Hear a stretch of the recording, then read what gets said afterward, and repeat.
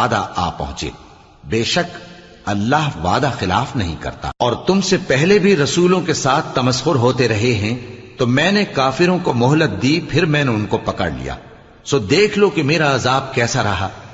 تو کیا وہ جو ہر شخص کے اعمال کا نگراں و نگہبان ہے، وہ بتوں کی طرح بے علم و بے خبر ہو سکتا ہے؟ اور ان لوگوں نے اللہ کے شریک مقرر کر رکھے ہیں، ان سے کہو کہ ذرا ان کے نام تو لو۔ کیا تم اسے ایسی چیزیں بتاتے ہو جو روئے زمین پر ہیں اور اسے معلوم نہیں، یا تم لوگ محض سطحی بات کی تقلید کرتے ہو؟